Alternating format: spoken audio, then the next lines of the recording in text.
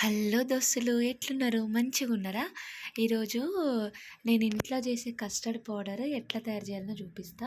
సింపుల్‌గా ఈ custard powder అనేది దేనికైనా యూజ్ అయితది.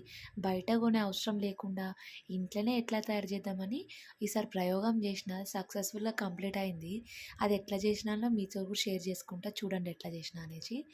అది ముందుగా మిక్సీ జార్ తీసుకొని ఒక హాఫ్ కప్ వరకు షుగర్ తీసుకోండి. షుగర్ మెత్తగా బ్లెండ్ చేసుకోండి ఇట్లా. మెత్తగా పౌడర్ లాగా బ్లెండ్ చేసేయండి. ఇట్లా మెత్తగా అయినాక ఒక ఫుల్ కప్పు కార్న్ ఫ్లోర్ తీసుకోండి. కార్న్ ఫ్లోర్ తీసుకున్న తర్వాత ఒక 2 కప్పుల మిల్క్ పౌడరు. నేను అమూల్య యూజ్ చేస్తున్నా. మీరు ఏ మిల్క్ పౌడర్ అయినా యూజ్ చేయొచ్చు. 2 కప్పుల మిల్క్ పౌడర్ని వేసేసినాక నిన్న మనము తయారు చేసుకున్నాం కదా వెనిలా ఎసెన్స్, ఆ వెనిలా ఎసెన్స్ వేసేసి బాగా కలపండి. తర్వాత ఎల్లో ఫుడ్ కలర్ని వాటర్లో డైల్యూట్ చేసి వేసుకోండి. కలర్ మంచిగా ఉంటుంది. నేను అట్లనే చేసిన, కాకపోతే అందులో పౌడర్ చూపించిన అంతే. అయితే ఇదేంటంటే మొత్తం బ్లెండ్ చేసుకున్న తర్వాత ఇట్లా మెత్తగా బ్లెండ్ చేసుకొని ఒక ఎయిర్ టైట్ కంటైనర్లో పెట్టుకుంటే బయటైనా స్టోర్ చేసుకోవచ్చు.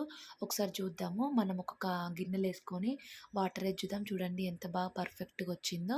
తర్వాత మూత పెట్టేసుకొని బయటైనా స్టోర్ చేసుకోవచ్చు. ఫ్రిడ్జ్లో అయితే అసలు పెట్టుకో అవసరమే లేదు. ఇంట్లోనే సింపుల్గా మన రెడీ ఇంట్లో ఉన్న అయిపోయింది. వాటితోనే కస్టర్డ్ పౌడర్ రెడీ అయిపోయింది. ఇక్కడ నుంచి ఏం చేసుకోవాలన్నా కూడా మనకు ఇంట్లో ఉన్న వాటితోనే చేసుకుంటే చాలా బాగుంటుంది. ఎందుకనంటే ఇప్పుడు బయట కొనే వాటికన్నా ఏదేదో వేసేస్తారు కాబట్టి మన ఇంట్లో ఉన్న వాటితోనే ఎట్లా రెడీ చేసుకొని చూస్తారు కదా. ఈ వీడియో కనుక మీకు నచ్చినట్టయితే ప్లీజ్ లైక్ చేయండి, షేర్ చేయండి.